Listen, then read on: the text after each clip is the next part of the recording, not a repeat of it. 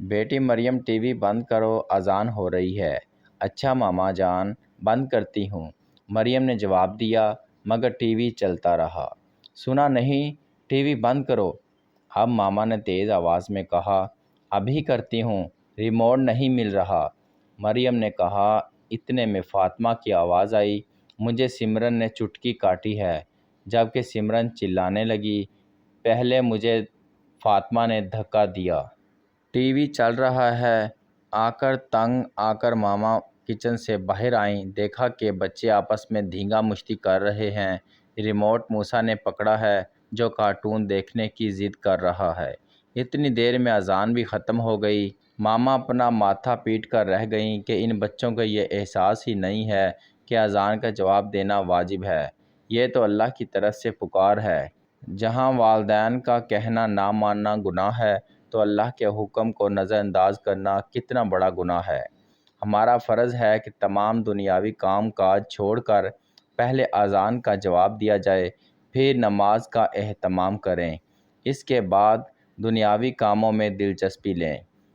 میں تمہارے پاپا کو بتاؤں گی کہ تم نے آج کیا کیا۔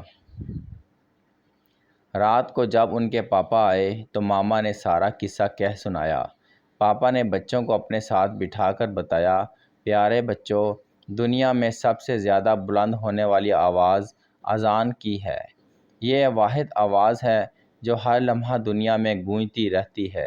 اس کا جواب دینے والے پر فرشتے رحمت برساتے ہیں، اللہ تعالیٰ کی رحمتیں نازل ہوتی ہیں۔ سب سے بڑی بات یہ ہے کہ جتنا ثواب اذان دینے والے کو ملتا ہے، اتنا ہی ثواب گھر، دفتر یا باہر کہیں بھی بیٹھے فرد کو اس کا جواب دینے سے ہوتا ہے۔ پاپا نے انہیں ایک تاریخی واقعہ بھی سنایا۔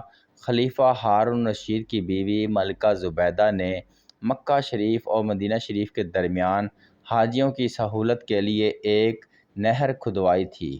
خلیفہ وقت نے اس کا نام نہر زبیدہ رکھ دیا تھا۔ جب ملکہ زبیدہ کا وصال ہوا تو ایک معزز عورت نے ملکہ کو خواب میں دیکھا اور پوچھا، تیرے ساتھ خدا نے کیا معاملہ کیا؟ ملکہ نے کہا، اللہ تعالیٰ نے مجھے بخش دیا ہے۔ اس عورت نے پوچھا، کیا نہر زبیدہ کی وجہ سے؟ ملکہ نے کہا، نہیں، اذان کے احترام کی وجہ سے۔ مجھے ایک مرتبہ سخت پیاس لگی تھی، میں نے خادمہ کو پانی لانے کے لیے کہا۔ جوں ہی خادمہ پانی لائی، اذان شروع ہو گئی۔ میں نے پانی نہیں پیا، بلکہ اذان کا جواب دینے لگی۔ بس یہی نیکی میرے اللہ نے قبول فرمائی اور مجھے بخش دیا۔